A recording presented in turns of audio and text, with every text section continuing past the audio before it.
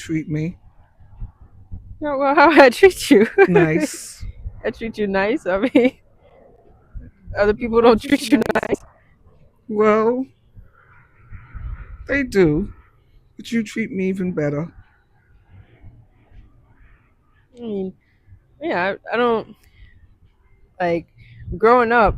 I didn't like coming over because it was a lot of rules that I didn't have at my house, at your house. But Hmm. those rules, they kind of taught me a set of structure. Like there was structure at my house, but there was a different kind of structure at your house. Like I, like there was of course it was bedtime, but like there was a specific bedtime. Like there was no TV on. There was certain things couldn't watch. Okay. Certain things, you couldn't do certain things. Like there was a certain order. But like getting older, I realized that I do a lot of those things in my day to day. Talking to you is kind of like it's freeing to talk to you. Like it feels good to be able to call you on the phone and sit on the phone with you for upwards of 30 minutes or so and just to check in with you to see how your day is going. And it's like, yeah, you're one of my favorite people. Oh, thank you. I appreciate that. Thank God that I'm one of your favorite people. What would happen if I wasn't? I'm not. I mean, like you're one of my favorite people because there's like I get a certain love from you that I don't feel like I get from other people. Okay. Like you're you're like my like a I don't want to say an older version of me, but you have a lot of the qualities that I feel like I have at this age, at your age. Like I feel that I'm very reserved and laid back because of you. And when I love people a certain way because of you too. Like you make sure that a person feels like themselves, they feel good about themselves. And to me, I feel like when I love people, I love them the way that you love me. And like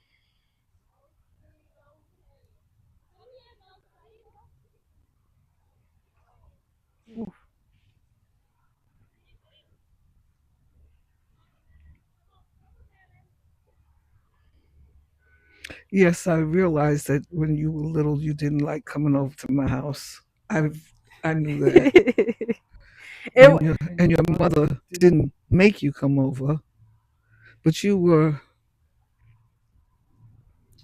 were like my first grandchild. really.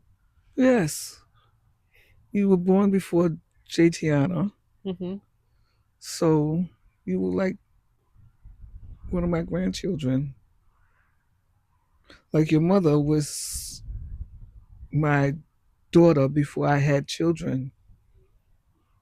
So what was that like? Cuz I know how she would always like describe you as being not the mother that she never had, but the mother that she didn't have for long. Like Hmm. I know like even now, like watching she's very how she is about you and very like protective over you. I was getting ready to say that Yeah. she is. She like there's a certain there's love of course, but there's a high level of respect there. And like she taught me like growing up a lot of the things that she got from you was a lot of the stuff that she did in our house, but she did it her way, but it Hmm. was what you taught her. So like when she taught me how to grocery shop, she got that grocery shopping from you. So that was I felt like that's another reason why like you're one of my favorite people is because like I get to experience it now in my older age and still be able to understand, okay, well, when she had me, she was 22, 23. So she was still a baby and Mm-hmm. she was still being raised. So seeing that, it was like, okay, now I get to experience that being older. You're taking the boat out. Um, I get to experience that being older. But for you, what was that like with her being one of your first babies? Um, she always used to cry behind me every time I went somewhere she wanted to go, Hmm. and every time I went somewhere I wanted her to go. But then with her mother, I think she was kind of not resentful. I don't know what word you would use. Um, she didn't like it too much because she would cry after me. I want to go, you know, wherever I went, she wanted to go with me. Hmm. Um, like I said, she was like my daughter before I had children. So I wanted her to go with me wherever I went. She even laid in the bed with me between me and my husband. Hmm. Like I said, she was like our daughter. Uh,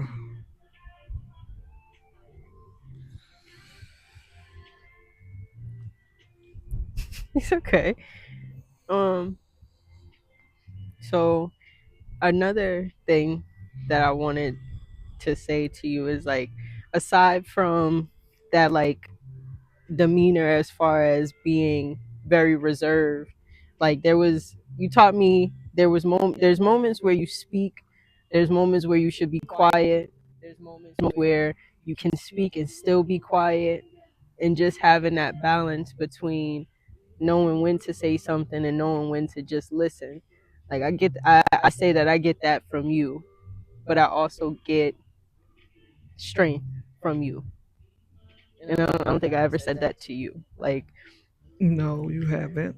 I feel like many people, they don't understand strength.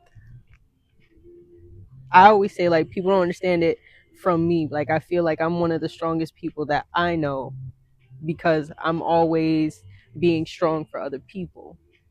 But when I look at strength, I look at you because I feel like when I think of myself, I think about all the stuff that I had to experience and all the stuff that I might have lost in my life. But when I look at you, you lost a lot in your life, but you're strong. People always say that I'm strong. To me, I don't think I am. Why? I don't know. I I cry. That's not a thing of strength. I think it is. But I think I say that it's a means of strength because we don't see you cry.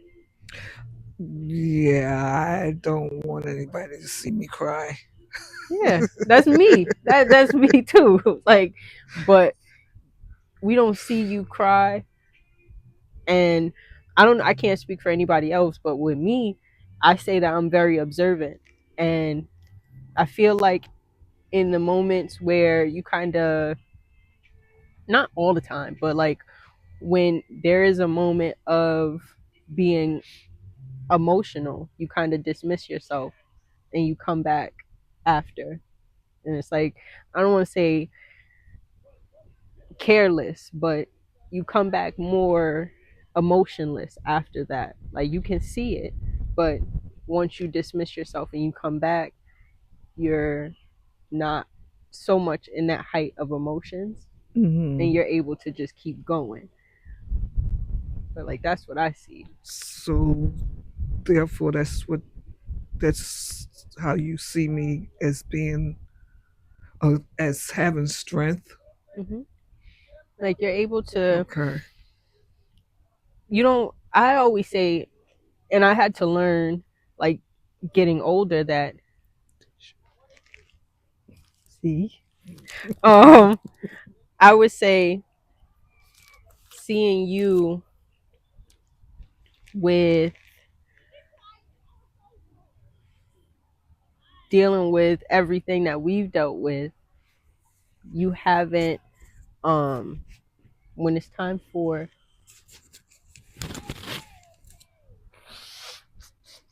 when it's time for you to like deal with stuff, you sort of you deal with it, but you deal with it in your own way. You deal with it in a way that is peaceful for you, and we don't ever see it.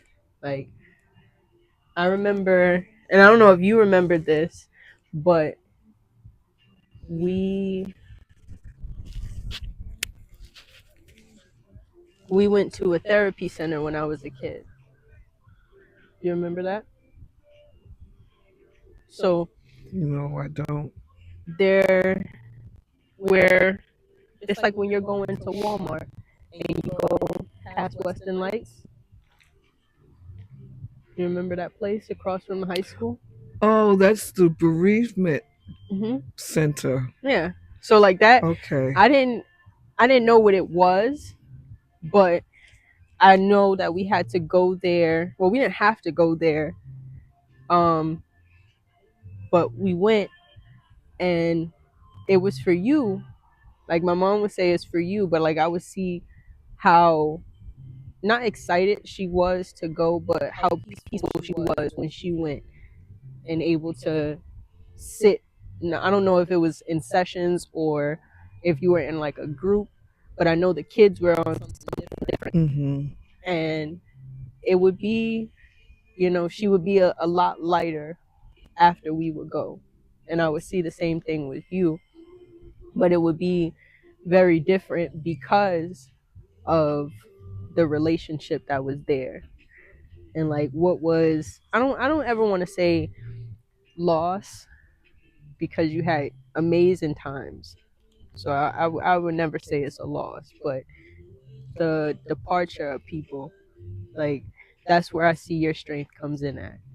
Like you're not really nobody like you're never anticipatory of losing people. You don't expect to lose people, but the fact that we've lost people and you're able to keep going, that's where I see your strength. That's where I admire your strength. Well, I pray for that every day, for God to give me strength on that aspect of life where you know that we're not here forever, but when when they're gone, it's like a real not burden. I don't know what you would call it. It's a, and not a burden, but it's a hole. Like it's It's a something missing. void, Yeah, it's something missing. and a big void, especially when it's when the people are very close to you, like my daughters. Hmm.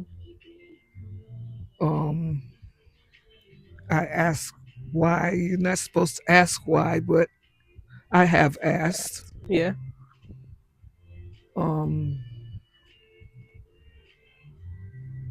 I was angry, Hmm. very angry, but after a while, you get past that part in your life where you stop being angry and realize that this is a part of life. You have to go through it. We're here for a short time.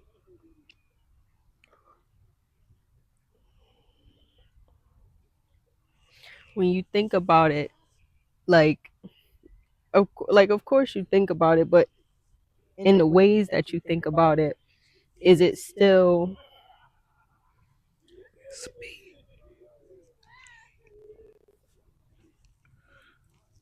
when you think about it, um is it still anger, or is it like you can have a different emotion? I think it's still anger inside of me. Um, when we went to the bereavement people, um, I sat down and I listened to all the different ways that people have passed. Mm-hmm. I got angry. Um, and then I was really, really sad. I wouldn't say that my children had left like in a peaceful way compared to some of the other children Mm-hmm. that passed away. Um,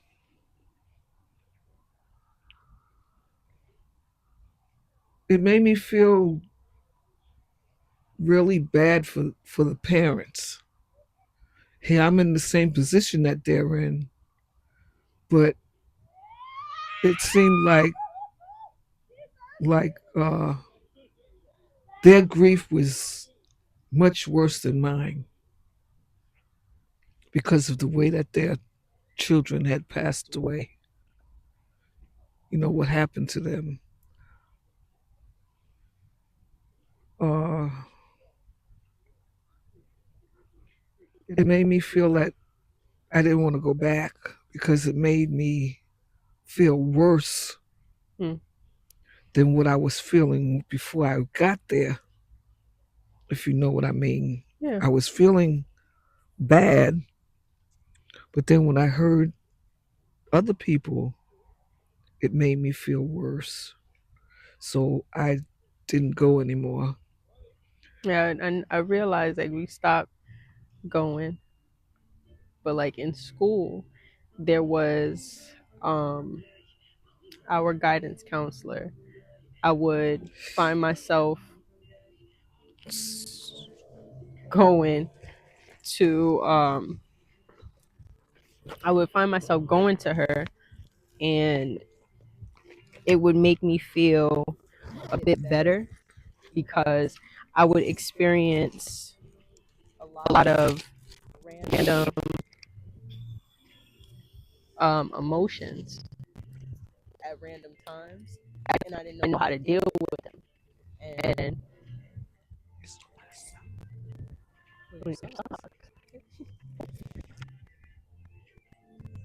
Something felt like it bit me. um,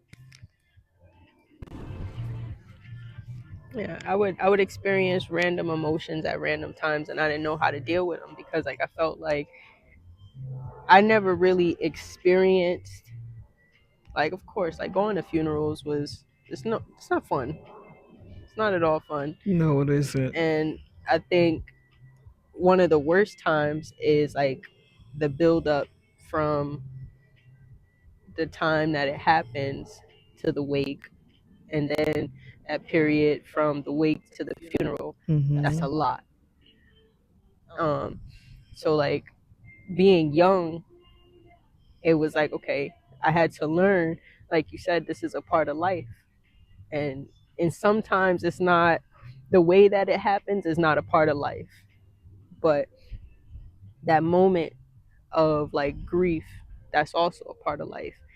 And I would experience that at random times, and I didn't know the best way to deal with it because I felt like that strength, I can't really talk about it because I have people that I got to be strong for, or people sort of depend on me to not really show too much emotion because then everybody's emotional, everybody's grieving right now, so there's really no room for me to grieve. So I kind of like pushed everything to the back, And then I think when like the other funerals kind of happened, I didn't really like it. It hurt because of that, the void that happens. But I think what really like struck me the most and what set me back a lot was when we lost Dominique. Like that loss that took a lot out of me. Like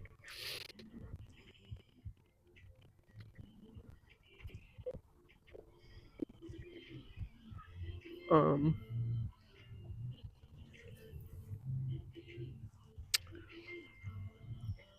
like high school, that was a lot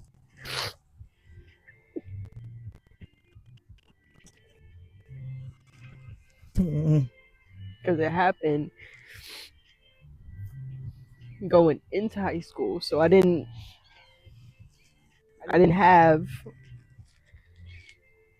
I felt like I didn't have anybody. And just um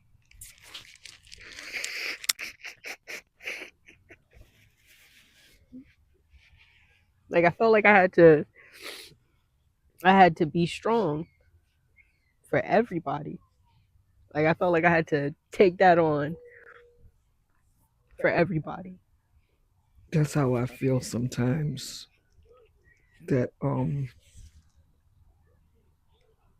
when you go to a funeral, you see everybody there crying and Yeah. wailing and all kinds of emotions.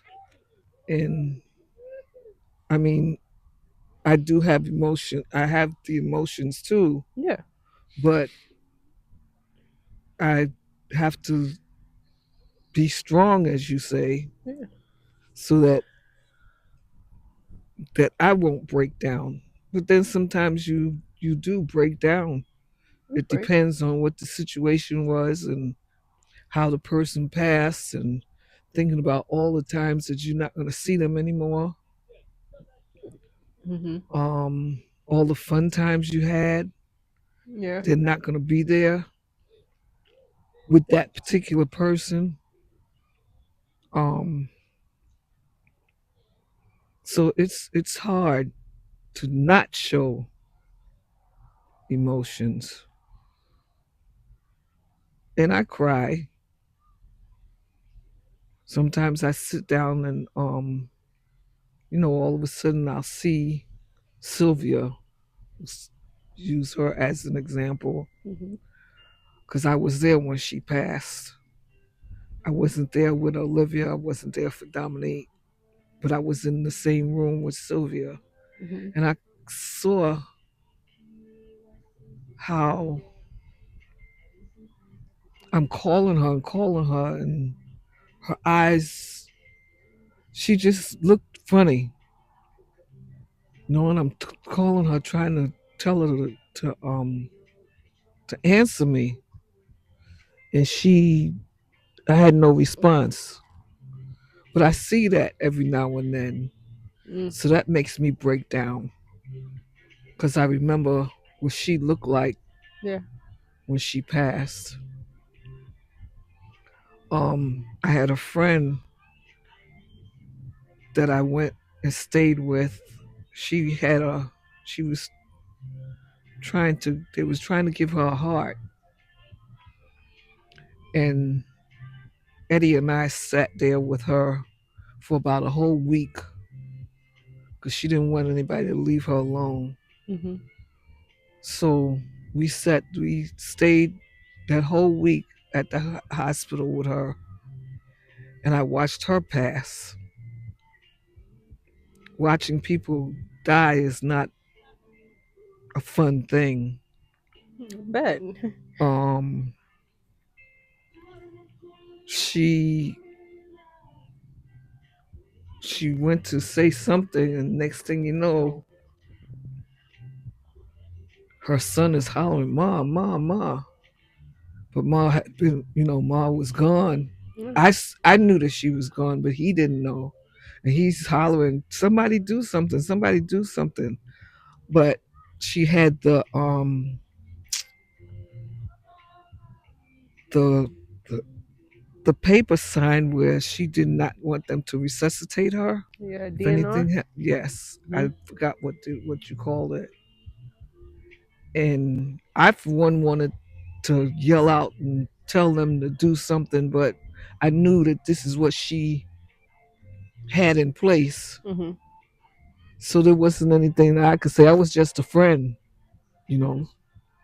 So I felt his pain. Uh, that made me, you know, cry. Crying is not a good feeling. It's not a good feeling at all. But do you feel like when you cry, like I I want to say I started therapy at 19, and now at 27 I see a lot of the stuff that I never wanted to talk about come back Hmm. up, and the things that I would do that I would see myself do as a weakness is like it's another form of strength, but it's also a form of ease. So like when I cry, I feel like I feel lighter, but I also feel like a lot of those emotions they don't have anywhere to go. So Hmm. it does translate into tears.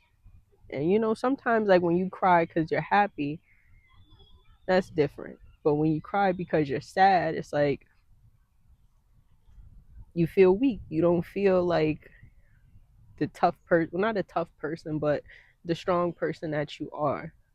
And I think like for a long time, I thought that if I cried, I wouldn't be strong anymore. I felt like a lot of the people that I consider to be strong people in my life wouldn't see me as strong too.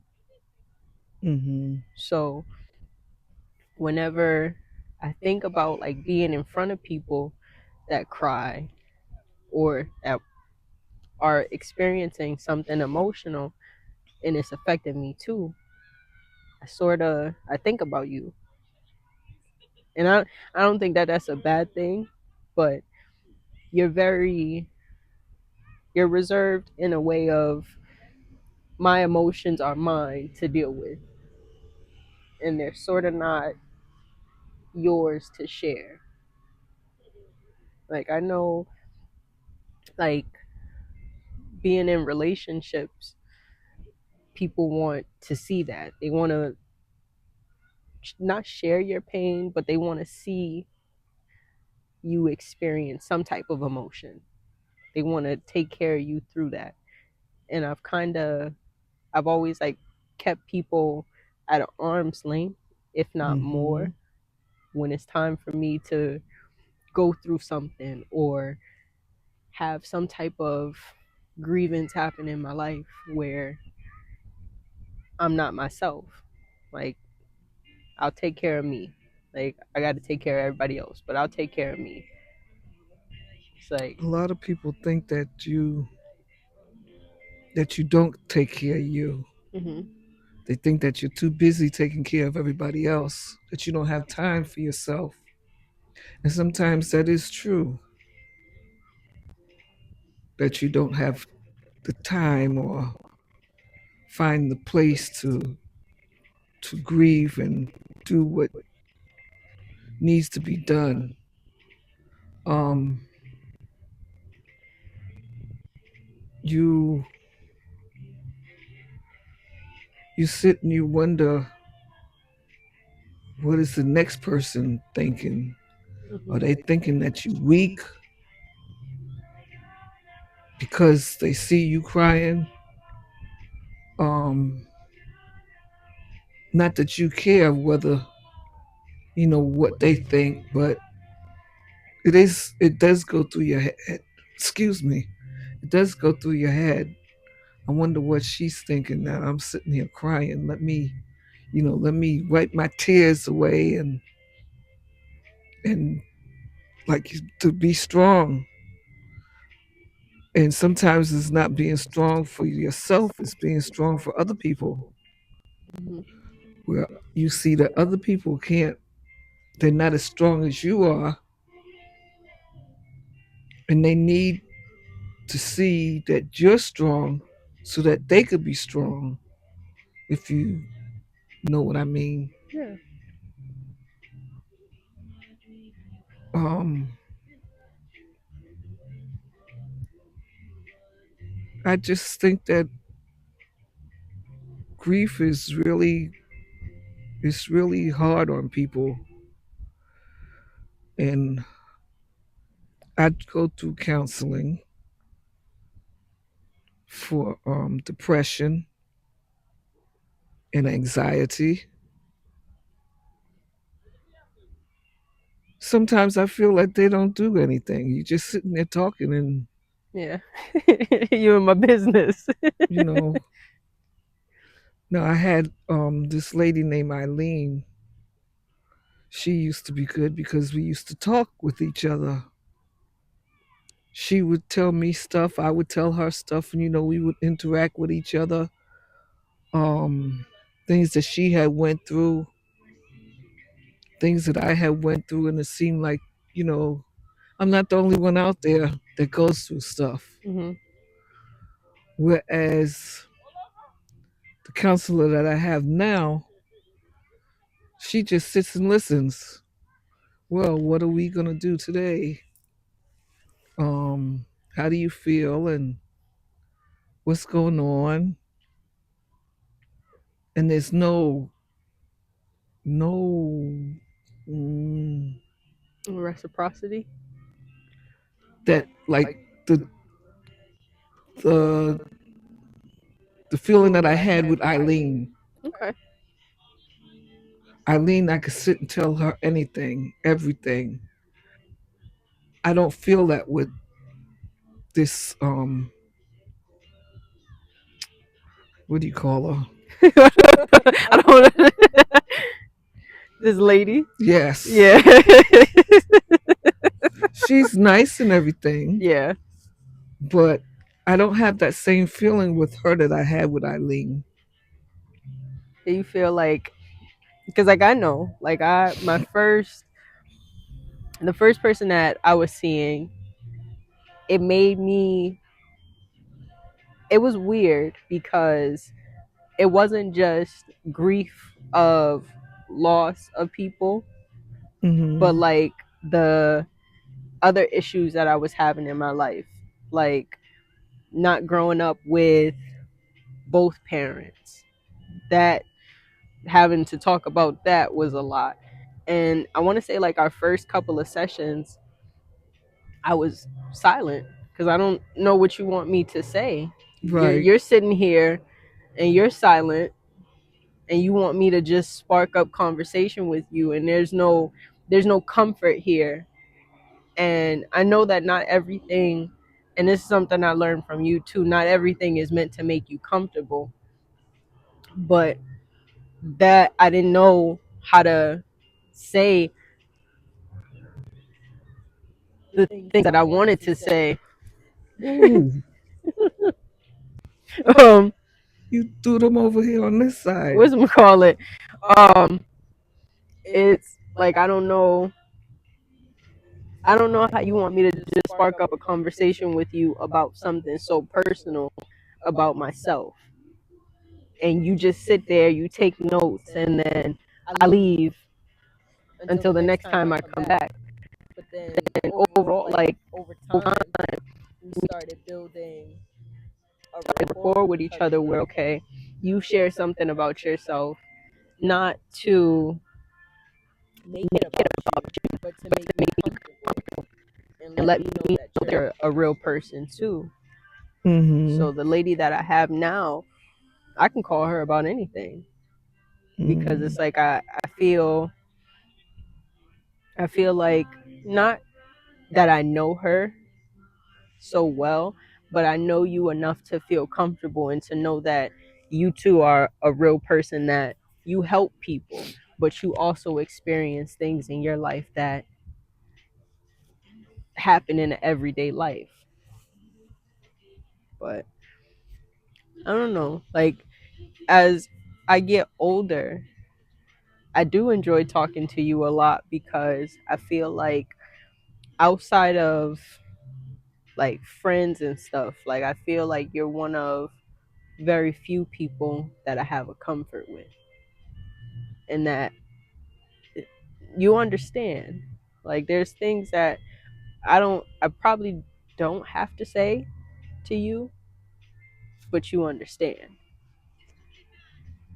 And I'm comfortable enough to be myself.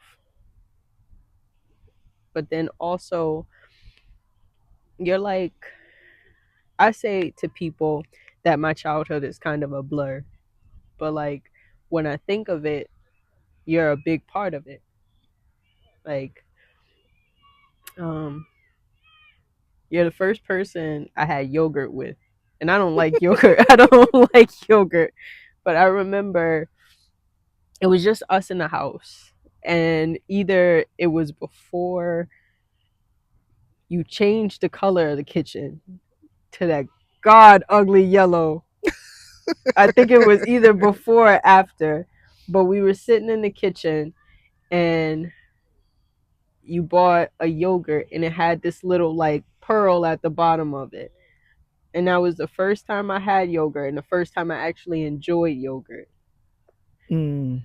You were also we also sat in the kitchen and you you made me a boiled egg.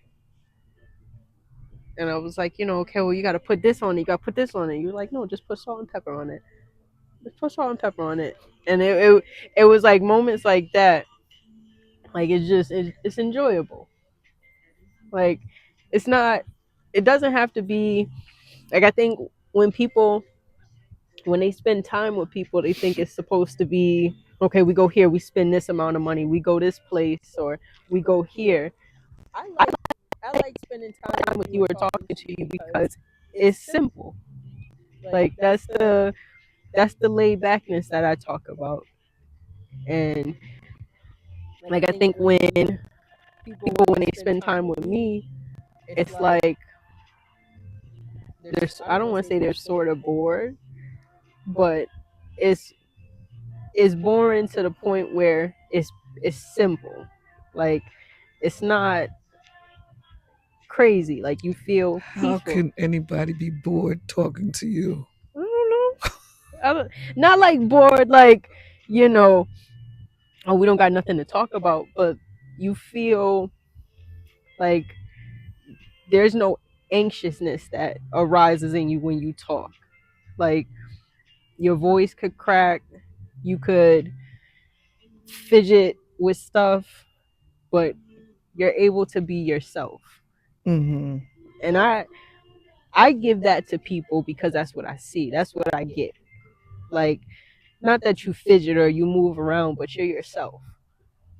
And I don't know I know when I say you've known me for 27 years, you know me, and I've known you for 27 years. I don't know you beyond that point. I feel like that's the mystery of our relationship. Like I want to know that stuff. What happened before you Yeah. were here? What were you like? I see pictures, but Well, I wasn't. I wasn't the type of girl that partied. Couldn't do that. When I was little, you had to sit on the step.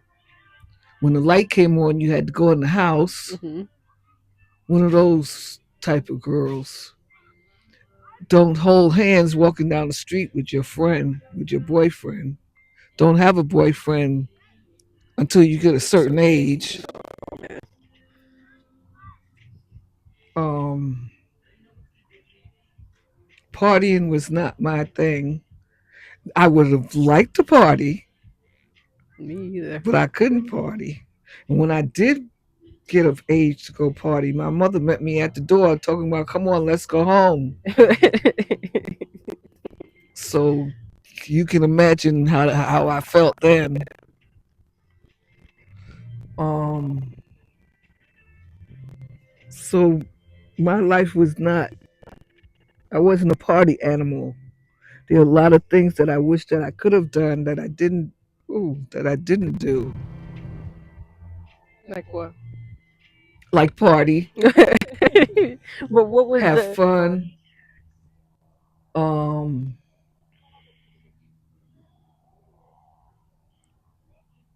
travel. We didn't travel. Well, we did travel, not a whole lot. Oh man. With those things, yes, they're all around me. Oh God, we got to get out from over here. Yeah, we could go to the next one. Oh, they trying to eat me. Intermission. Oh, this is, they got them over here too. Hold on. It might be the here. We're gonna put these here. Is there any more coffee in there? Yeah, but you got bugs in there now. You left Oh boy, you left it open. But I think that's what it was. It was those. Yeah, they want that. they want me.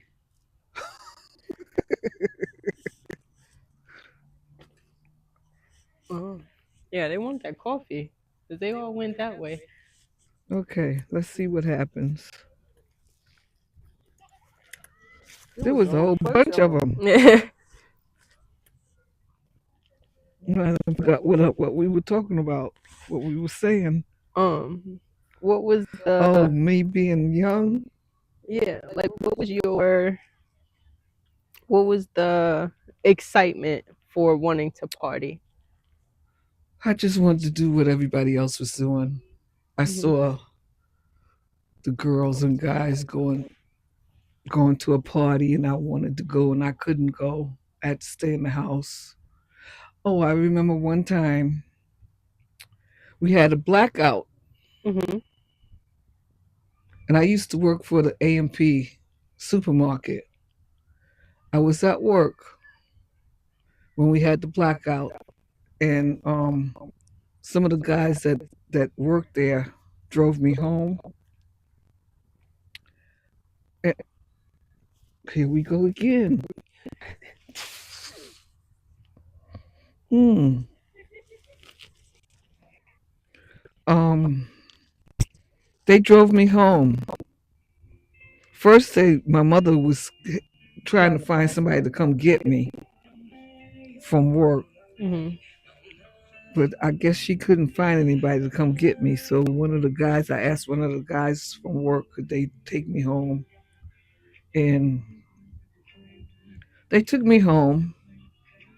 They came up because we had like a one way. Hmm. They came up the opposite direction and shone the light on the steps so I could get up the steps Hmm. of the house. I got up to the last step and tripped and hit my eye on the doorknob Oh. trying to get in the house. I get in the house and the guy came, he came in back of me trying to find out if I was all right. And my mother says, thank you for bringing her home. And that was it. She didn't say, come in, have a seat. Just that was it. Yeah, Get out of here. thank you for bringing her home. Well, what happened? She hit her eye. So I had to tell her that I tripped up the steps, not down the steps, up Hmm. the steps. And he he was on the way out the door. And if I remember right, she says, "Okay, good night," because she wasn't all about boyfriend and girlfriend stuff. her or my grandmother line the bully. That's what they used to call my grandmother. But she wasn't in for all of that. So he got walked through the hallway and went on down the steps about his business. I went inside the house. They looked at my eye. It was, it was okay. I didn't get a black eye or anything. Thank God for that. But it was the idea that I tripped up the steps and it seemed like nobody cared that I hit my eye on the doorknob. They were too busy worrying about this boy Yeah, bringing me home. yeah. So, what else? There was another time when I had this now I'm grown. I was grown. And I had this friend of mine, this boyfriend that my grandmother didn't like.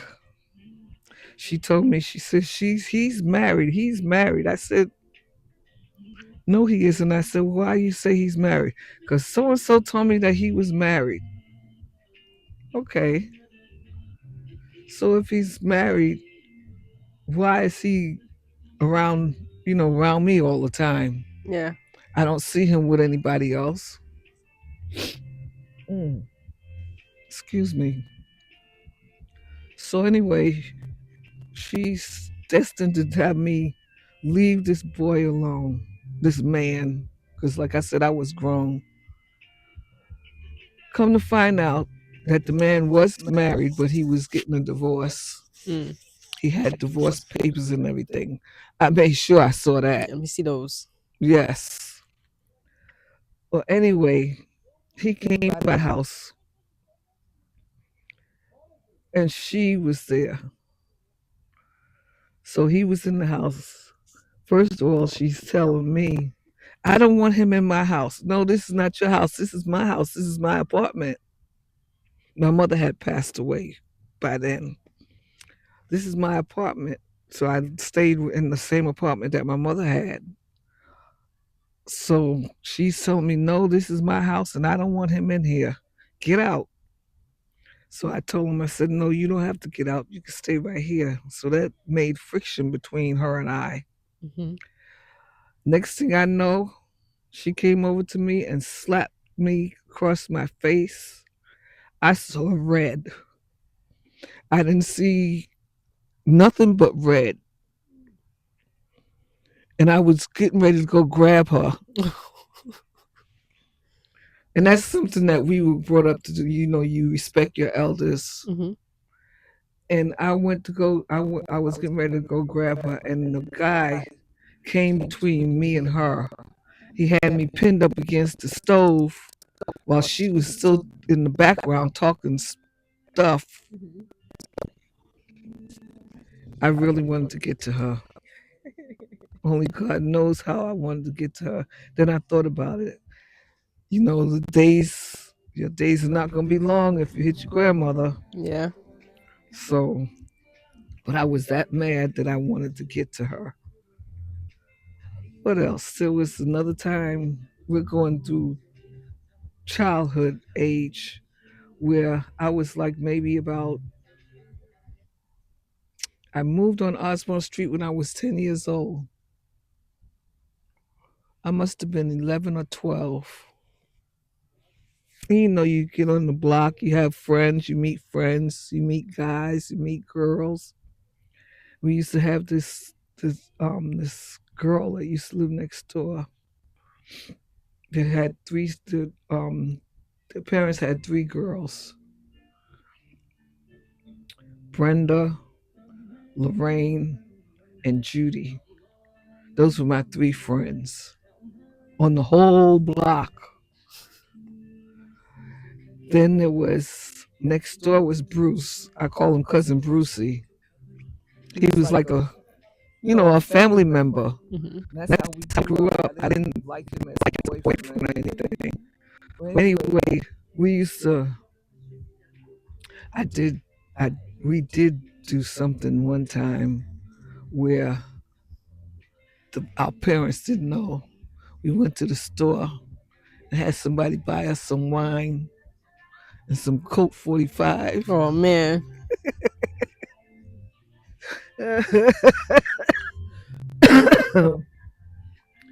And we sat there and we drank it. We had fun. That was about the only fun time that I had when I was young. Do you feel like with, because I feel like even even with, the minimal times of being able to have like a certain amount of freedom that other people had, like you still find little like pockets of where you could get in and get your freedom in. Do you feel like that like changed you or made you a certain way as you got older? I wouldn't I wouldn't say that I wouldn't change my childhood. I would have liked to have done more. Um, but I'm glad that I was brought up the way that I was Mm-hmm. because it gave me structure. Um, whereas you be kind to people that are nice to you, and you be kind to people that aren't nice to you. So it taught me that, you know, it taught me to love people for who they are. Mm-hmm. Um,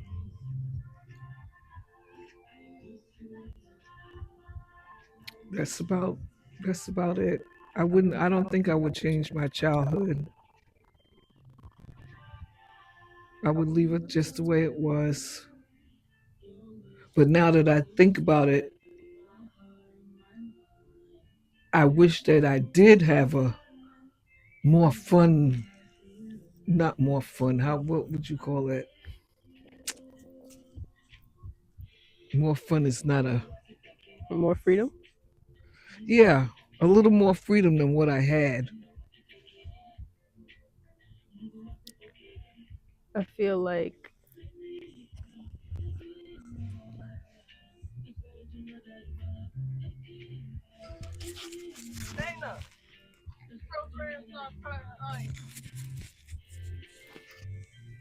What'd you say? Don't let him cut himself.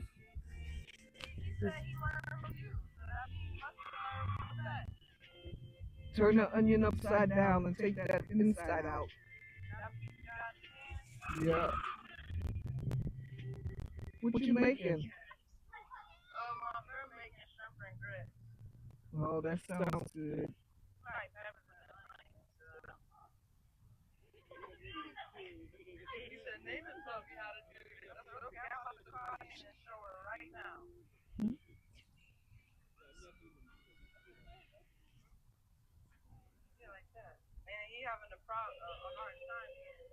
Tell him to cut that in half again.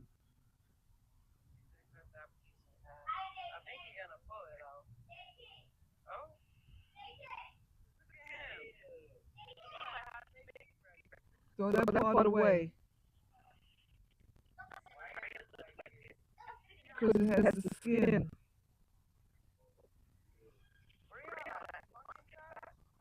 No, we're sitting in, where are we? at the lake. We're at the lake. Me and Diamond.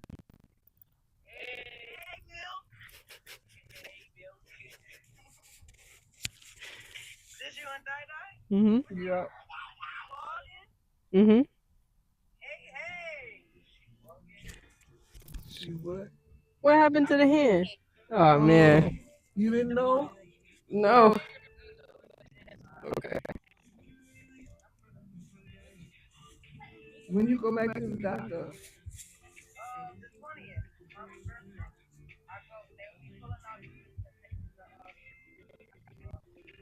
they're going to put another cast back on.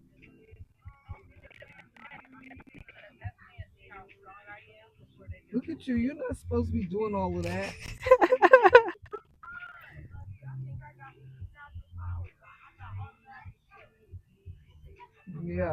They take them pins out and see that it's not healing right and put some more pins in, you're gonna be in trouble.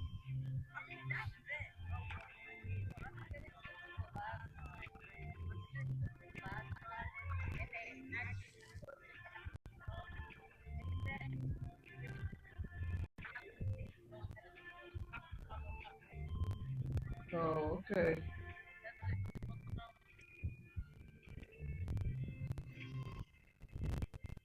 I can't hear you, Mama.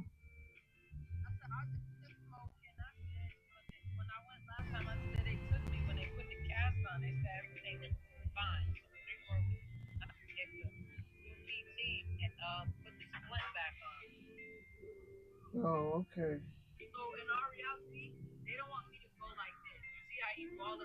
Yeah.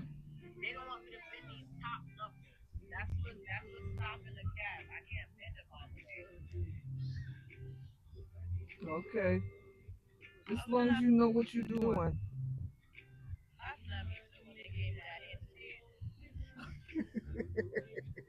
You was in La La Land.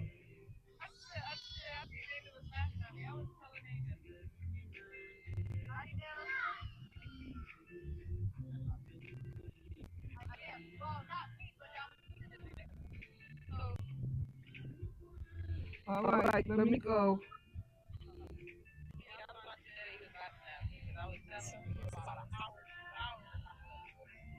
Mm-mm. Mm-mm.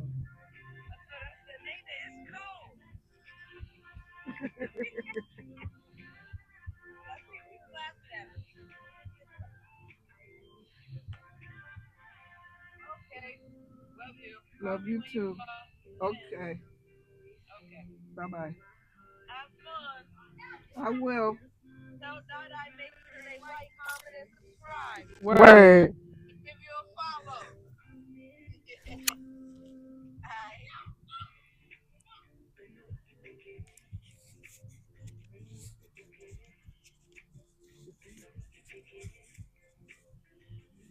Um, you see, like I feel like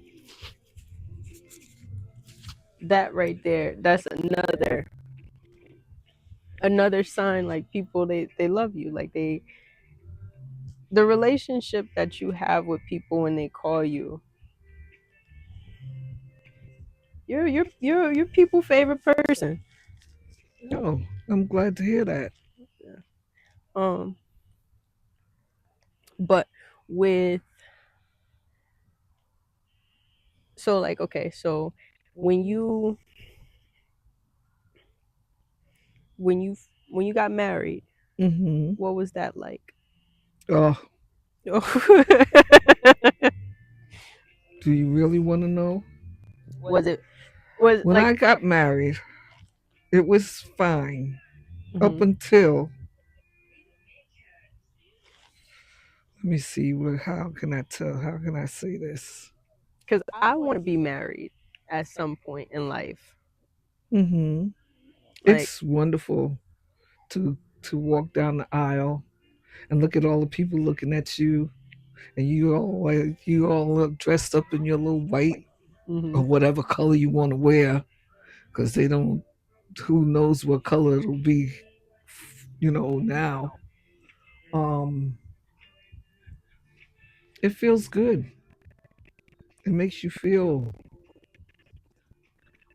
proud of yourself that you've come this far, that you have made it to the point where you have another person that cares about you that much, that loves you the I guess you would say the way that you love them, and that you want to spend your life together with. Hopefully that it'll work out, because sometimes it doesn't. hmm um they didn't want me to marry David. but I feel like, granted, I don't know that relation. I don't think I don't know. Did I ever get to meet him? No. Okay. No. So like with that, like when we talk about like freedom and Mm. stuff, I feel like that was not you being rebellious, but you making a choice for yourself opposed to Yes, somebody else I making it did. for you. Well, my thing was because we had spent so much money. Oh, What you mean I can't? You know, and then I got the offer that we'll give you the money back, which I really didn't truly believe that. right. Um, and the reason that was because, again, one of our family members died, Sylvia's father, Sylvia Moore. Okay. He had passed away, and his funeral was, I think it was the funeral that was on the 13th. I got married the 14th of February, and I think that's what made them feel that I shouldn't get married because it was too close. Hmm. Here you burying some, you having a funeral, and then you partying the next day. Well, I think like where how it is now, like if with life, it's supposed to be not a not a party, but a celebration. Yes, it's supposed to be, but And a lot of people like with like when I tell people, I want to be married, they kind of look at me a certain way because it's like, you're young, but you're not like super super young. So you have some like idea of life, but wanting to be married, especially in today's society where marriage is just now starting to like pick back up and people are in the spirit of wanting to be married, whereas in my earlier 20s people were so opposed to it, and mm-hmm. like they didn't follow tradition. Like you meet the parents, you meet the family, and then they decide whether or not you're good enough to marry this person or if this person is good enough to marry you. Now it's like people are just going off and getting married. Well, Like, that was one of the things that they did that we didn't do. They didn't meet his family. mhm. They met him, and my people didn't like anybody. They had one person that they liked, and that one person was, I guess, who they wanted me to be with. Mhm. Not that I didn't want to be with him. Uh, I wanted to be with him, but it didn't work out that way. He was like a mama's boy. Oh, okay. So then the mother got into it where she would have, say if a girl called the house, she would tell him that the girl called, and she'd put him on the phone and stuff like that. So then one day he came to my house and we were talking, and he asked could he use the phone. We didn't have cell phones then. Mhm. You had the We had to operator look. Yeah, no, no, we put didn't. me in to 227, No, we didn't have. We weren't that far back in advance. Um, we had the rotary phones. the one where you gotta go and then Put your finger in the hole and yeah, go you go. around. Yes. Okay. Well, anyway, he was on the phone. He wanted to make a phone call. He made the phone call, and I heard him say something that didn't sit right with me. And what he was doing was he was talking to another girl. Oh, on my phone. Okay. So I went off. I told him, I said, hang up the phone now, or else I'll hang it up for you. And he wanted to continue his conversation. So you in my house on my phone? No, that's not gonna work. So that was the day that I broke up with him because we were engaged. I was engaged. We were gonna get married, but like I said, his mama was he was a mama's boy. His mother didn't want me to marry him because people would say, "Oh, Ruben's getting married." His name was Ruben. Ruben's getting married. No, he's not. He's not getting married to nobody. So I guess I was a nobody in her eyes. Uh, I would go to his house Hmm. most of the time. Most of the time, she wasn't home, but I was, I was grown. I wasn't. I'd say I was about in my 20s, Hmm. so that's grown. Yeah. In my late teens, 20s. So I figured that this lady, she don't like me, and I don't care too much about her. The only thing that she could do was bake me a cake because she used to cook good. I wouldn't eat her food if she ain't like me. Probably Girl, poison me. she never cooked for me per se, like I go to his house and she cook a dinner for all of Mm. us. She would cook like I would go to her house like if she was home like on holidays. Mm. So if everybody else was eating, I Yeah, felt everybody else getting safe. poisoned too. Yeah. I felt safe. I don't think she would have done that though. But anyway, I gave him back his ring, and then my mother was very upset. Everybody was very upset. But that was my choice. Hmm. It was my choice that I accepted it. So it's my choice that I rejected. So they didn't want me to do that. But anyway, we parted. He went his way. I went mine. Not that I had anybody else in mind. I didn't have anybody else to say that I left him for another man. Hmm. I left him because of what he did. And he tried to explain to me. I didn't want to hear it. I was stubborn. I didn't want to hear nothing that he had to say. I don't think that that's stubborn. I think that that's like with not just with your generation of people, but even with my mother's generation of people, certain things that are made, how can I say it, that are very apparent now weren't apparent then. Like there weren't words for it. Like you'll call it being stubborn. I would call it having boundaries. I'm Mm, not going to allow you to do something like that because that's hurtful. Where right. if I'm stubborn, it's you want to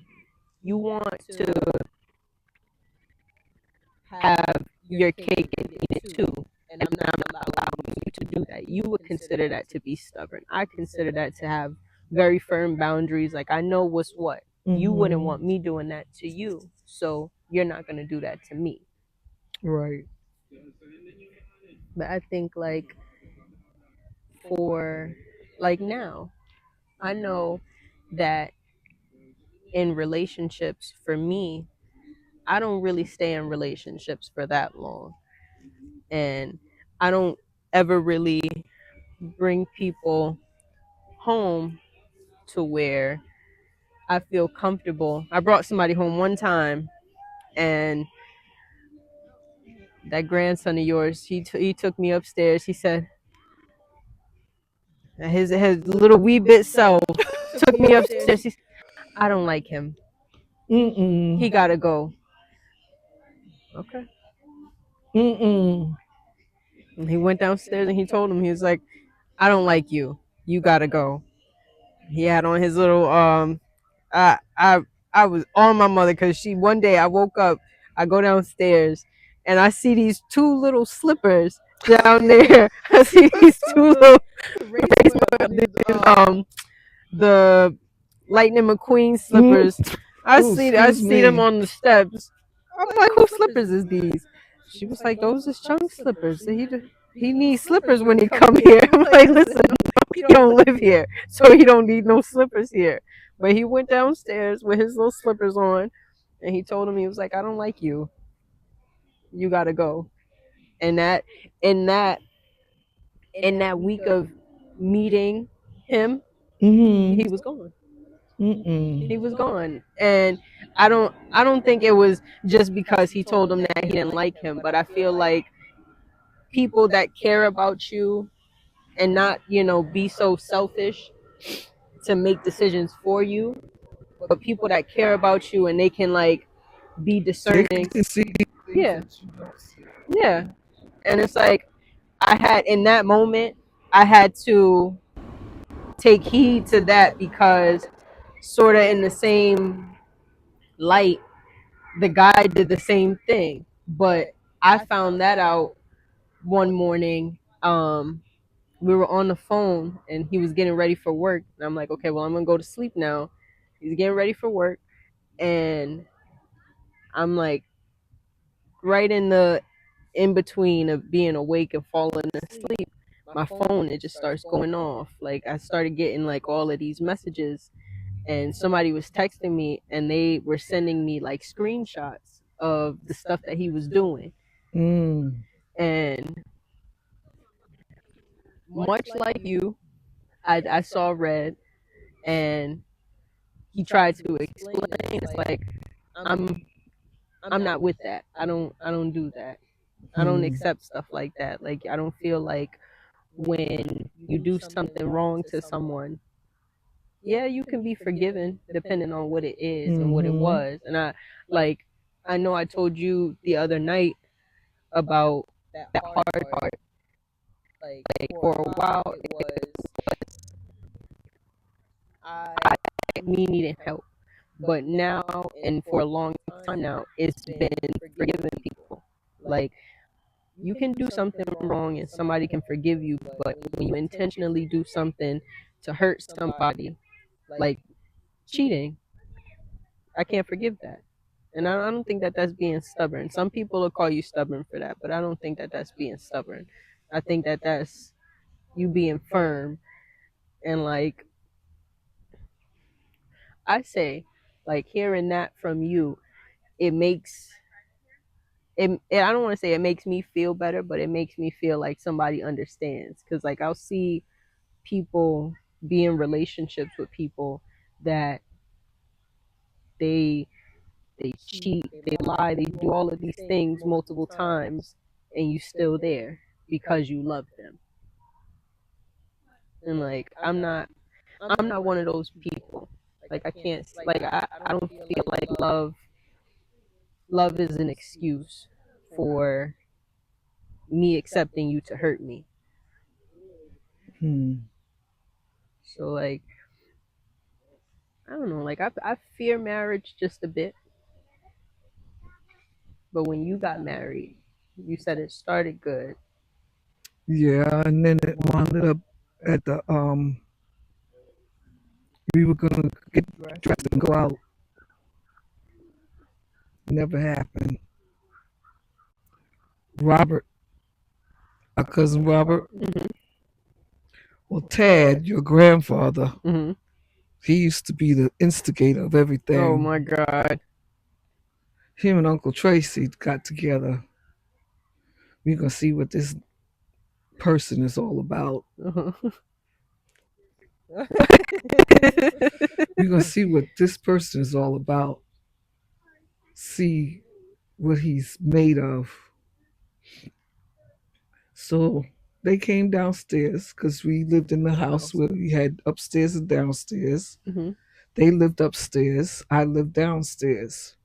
Now when you so when you walk in, right? And I know Mm-hmm. you the stairs are right there. So Right. you had this one and then you had one in the back.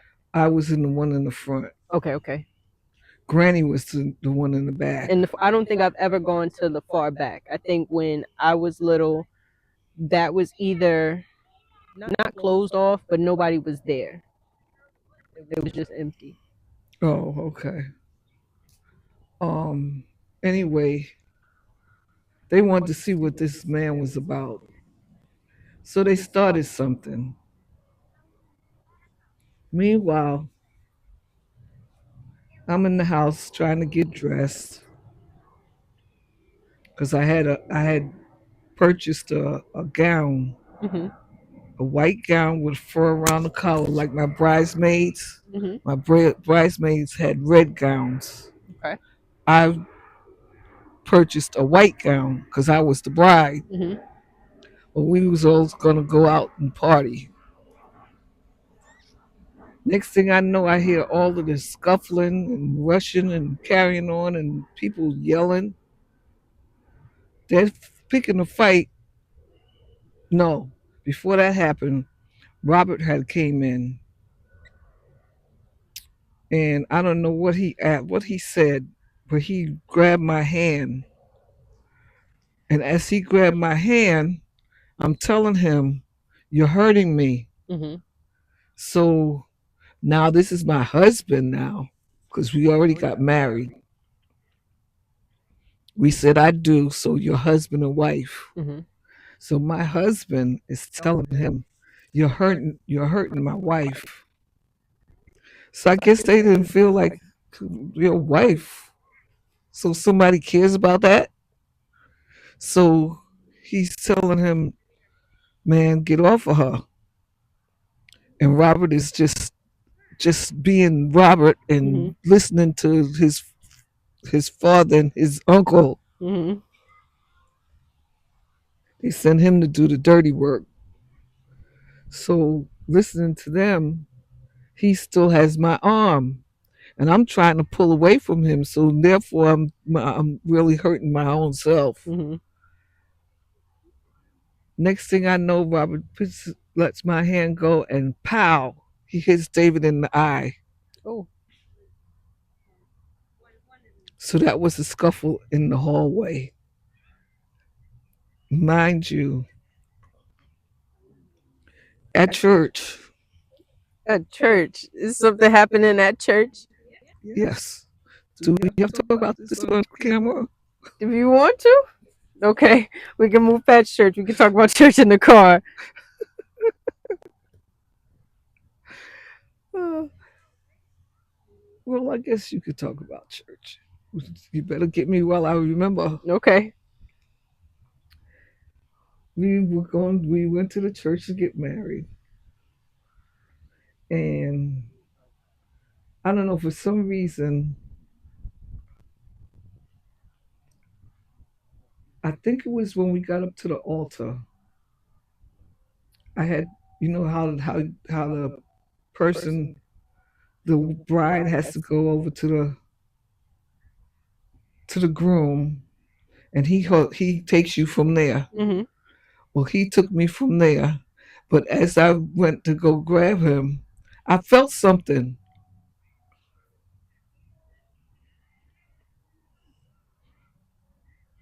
He had a gun.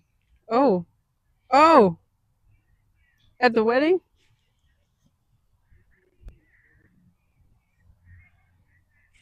Yes. Was it was it like was it like tucked or was it like out? No, it was tucked. Oh, okay. So you could okay. Yes, Okay. that's how I felt it. Okay. Otherwise, I wouldn't have known that it was there because I don't know what happened that Mhm. my hand went across it, Mhm. and I just looked at him and I said, "Now I know that's not what I think it is." He said, "When do I kiss you?" You try to change the he ready, subject on me. he ready to kiss the bride and say, "I do Yeah. have everything finished." But just I say that to say that when they started the argument at the house, Mhm. he went to go get it. Mm. And of course, your grandfather, Mhm. he had a rifle. Mhm. Uncle Tracy had a brother that had some more stuff, Mhm. and they was getting ready to go get this stuff. You wait right here. You can stay there, stay there. You go ahead. Anyway, that's what went on. It was a mess. It But was really a mess. So I wind up having to take David to the hospital because his face was still bleeding. this is all wedding. Yeah, You kind of I crazy. never, I never went. We never went out to party because we were supposed to go out to party that night Mhm. after the wedding. Never went out. I spent my time at the hospital, Mm. and that was hell. That was really ridiculous. And I guess like you said, how you forgive. Mhm. I forgave them for it because they didn't know what they was doing. Yeah. They crazy. I feel like with stuff like that, like I feel like everybody has. I've never heard that story before, so No, this is the first time that I've ever told you. I'm glad. I'm glad. Like normally I get a lot of stories from my mom when she's talking to people or from her experience as a little girl. She, I think they was mad too because she wasn't in my wedding. Hmm. She was about this high, Yeah. so she wasn't in my wedding. I had a little girl about this high. Doing the flower girl. Yes. Okay. Yeah, like I like most stories that I would hear would be from her experience. So like she would tell me like, not every like not verbatim, okay, well we went here, here, here and here, but you know, I was with her during this time, I was with her during this time. Like I remember this and like just telling it from Yeah, being a she was little little. She girl. don't remember. So like to hear it from you, and I feel like when people they have conversations like this, like I was telling my friend when we were here the other day that those people they're having a conversation. There's people everywhere they're having conversations, and it's like you'll never know what they talk about, Mm-hmm. and you never know like the the relationship that they have. So it's like it's good. Like I'm glad I get to hear these stories from you. Um, but would you say from that moment? Oh, there's a swan right there. You see Oh it? yeah. Um, would you say from that one moment, like your entire marriage was bad, or would you just say it was like it was a it? I don't say a regular marriage, but it was like how a relationship is. It goes through its things, but then there's also good moments too. It was. It was okay. That didn't have anything to play with what happened later on. You know. Um. He was. He was an entertainer. And entertainers always have to have people looking at them. Mm-hmm.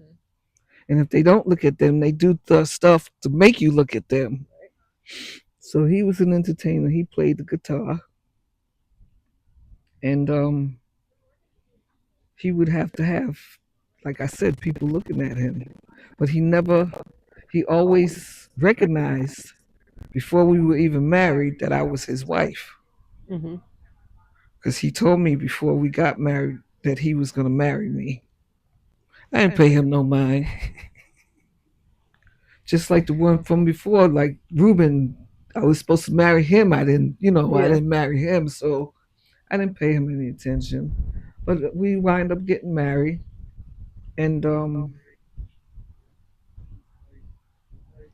he was a drinker. He used to drink, and he did some things that, well, I didn't forgive. Mhm. He brought somebody to my house, and that was unforgivable. He didn't think that we were going to come home that day Mhm. early, and then he's telling me that that wasn't his friend, that was his brother's friend, and I call up the brother, and the brother don't know nothing about it. Right. So,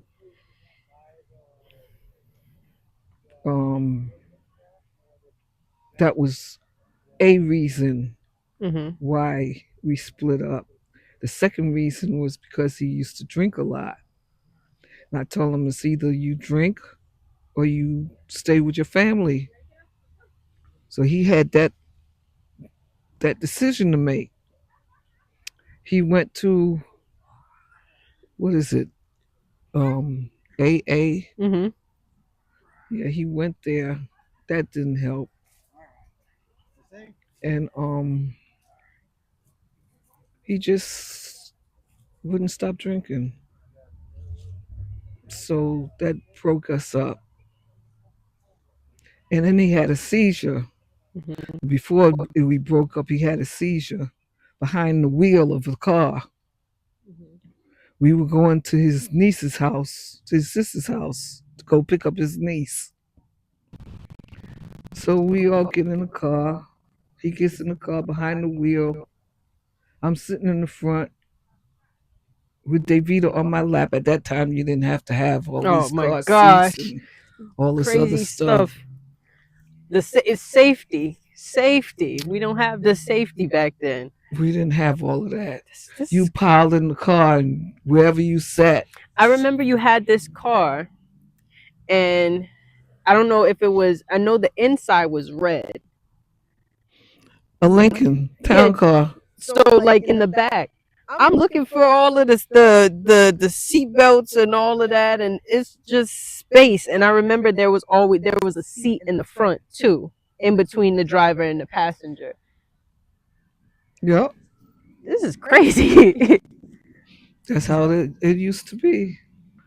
Well, anyway,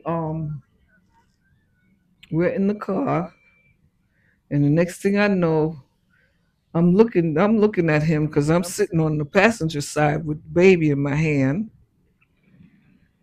and I'm looking at him because he didn't get up that morning to get ready to go out to go get a drink. Mhm. So he didn't have anything to drink that morning. So when he came in and sat down, he just looked funny to Mhm. me. So I'm just watching him. Next thing I know, I saw his foot move from off the brake. No, I saw his foot move from off the gas because we had already started and we were driving to the stop sign. You remember the stop sign that's right there on Osborne Street? Mhm. We stopped there. So he moved his foot. As he moved his foot started shaking Mhm. and he moved it from off the accelerator to the brake. Thank God the stop sign was there. Mhm. Then the next thing I know, he went to shaking like a leaf on the damn tree. Ooh. And I'm hollering, "What's the matter? What's the matter? What happened? What happened?" And he just then, as I'm talking to him, he's getting stiff. He's going into this motion where he's sitting there stiff as a Mhm. board, scared. If that didn't scare the hell out of me, I don't know what did. I had to take Davida, throw her in the back seat, and I and somebody called the police, and the police came. The ambulance came. Mhm. We got there at the he got the ambulance came to the car, and he asked, "Are you going to the hospital?" He said, "No." Yes, he is. He going somewhere. So they said, "Well, man, we can't take him if he don't want to go." Well, he's going. I don't know where he's going, but he's not coming back in my house. So I don't know how we got Oh, they asked me, do you want to drive him to the hospital or do we want to take him in the ambulance? No, you take him in the ambulance. I'm not driving nobody in the no, I'm not taking the car. He's not sitting in this car with me because I was scared. I Mhm. was really scared for my life, me and my kids, for him to be sitting and for him to go shaking again. Mhm. It would have made me have an accident. Mhm. That's how scared I was of him sitting in that car. So anyway, we get in the car. I go from one stop sign to the next stop sign, and he's sitting on the passenger side because he had moved over. Like you said, you had that seat where you could slide over. Mhm. So I got in the front and I started driving to the next stop sign. And these people came from out of nowhere. I'm hollering, help, help, somebody help. And they came from out of nowhere. I don't know where they came from. And they came in, they got the kids, and I'm up there hollering, help. These people have got my kids. Where my babies at? I didn't see who took them or Mhm. where they went because I'm too busy thinking that this man gonna have a seizure and I'm gonna have a heart attack Mhm. and the poor children gone with some strange people. But anyway, the ambulance came. He said he wasn't going to the hospital. I said he is. He said he's not. Well, I don't know where you're going, but you got to find You somewhere to gotta get go. out of here, bro. You have to find somewhere to go because you're not staying in this car, and you're not.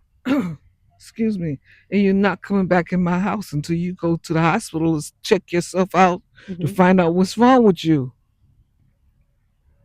So anyway, they wind up taking him to the hospital. So I get out the car, mind you. Now I done parked the car, get out the car. Now I gotta look for my children. Where are my babies? They said, wait, miss, be calm, calm down. We have the kids, they're fine. Well, where are they? Let Where me are see. they? Let me see. They took the kids and put them in somebody's apartment Mhm. because there were apartment buildings. They didn't have those the big houses right there. Okay. What's the name of them houses over there across the street from where we used to live? Mhm. Well, You you know the got projects right the there? Marcus Garvey. No, Marcus Garvey is all the way over on the other side. It was. I thought that's what I know. The next street over, but like I thought that's You what know they where were the called. stop sign is, right? Mhm. And we're going down Lot. Mhm. And it was on the right hand side of Lot Avenue. But there was the empty I don't know if that project was up then or not. I don't remember. I know they have the townhouses that are there. Yeah, I think it was the townhouse that the people had the kids and Mhm. put them in there. So as I um got them, I finally got them, wound up taking them to the house, told your grandmother that David then went and had a seizure because I had somebody said, get a spoon, get a spoon. I'm looking in the glove compartment for a spoon, trying to see a spoon, see if I can find a spoon to put in this man's mouth. Because they said if when they have a seizure, they can Yep. swallow their tongue Yeah. or bite their tongue. I'm looking for a spoon, can't find no spoon. I wasn't really looking for none because I was too scared. Mhm. But anyway, I finally got them. If I feel rain, I feel finally got them to take him to the hospital. I go back, leave the kids with her. I get in the car, go to the hospital, and he talking about he coming home. What home you coming to? Your house. Huh? It's coming to your house. Yeah, that's what he thought. Well, they said they didn't say nothing because you haven't even been seen yet. So he had got out of the Mhm. whatever the seizure, and he wants to come home. You're not coming home to my house. You better go to your sister's house, somebody's house, but you ain't coming back to 562 Osborne Street. So he's telling me I'm all right. I'm all right. No, you're not all right until the doctor say you all right, and the doctor has to tell me that you all right. Then I might let you come back in. So he's standing there. Doctor told him he can go home. Tells me he can go home. I said, is he gonna have another seizure? He said, I can't tell you that because I don't know. By that time, he went to go get himself a beer. Mm. So of course he's not gonna have another seizure because he done went and got the alcohol in him. Next thing I know, he's in the living room. He said, "Achoo!" He sneezed, and I like to have a fit. I ran out the house. They said, "Where you going?" I don't know, but I'm getting out of here because if he flip and flop like a fish again, I'm gone. I told the kids, "Come on, let's go, let's go," and they ran up behind me. And Gracie asked me, "Well, where you going?" I said, "Well, we'll come upstairs to your house, but we're not staying down there." Well, why not? I said, "Cause he here and he talking about he's all right, but he's sneezing and carrying on, sounding like looking like he can ready to have another seizure." She said, "But he's not gonna have another. I I'm all right. don't care. I don't know. And you're not gonna convince me." So that's how that went. And we wind up. I wind up having him not come back to the house until he was safe, until I felt safe. Mhm. And I didn't really feel safe because I told him, "You have enough." And then he had the nerve to tell me that I made his tongue bleed because I was sticking some. I said, "You better be glad I was there to try to stick something in your mouth." He swore to God that I did it on purpose. No, you was having a seizure and I was trying to help you, fool. You know, people they don't think when they in situations like that or worse. Hmm. So that's how that went. Would you, if you had the opportunity to do, That again? no, not that Oh. again, not that again. If you had the opportunity to do certain things over in your life, Mm-hmm. nothing in particular, but would you? If you had like you ever seen that movie with Adam Sandler where he had that remote click Oh yeah. and he was able to Yeah. pause, and would you, if somebody gave you that kind of power, would there be things that Yes. you do over? I would click to where my mother was sick, Mm-hmm. and I would click that to make her feel, to make her better. Mm. Um, because she was sick. Oh, I forgot to tell you about this. Remember I told you about Granny slapping me? Mm-hmm. Well, my mother was sick. She died of pancreatitis. Mm-hmm. And for some reason, I think that when you have the pancreatitis and you eat, you get to a certain point in your stomach where you can't swallow anymore. You Mm-hmm. can't eat anymore.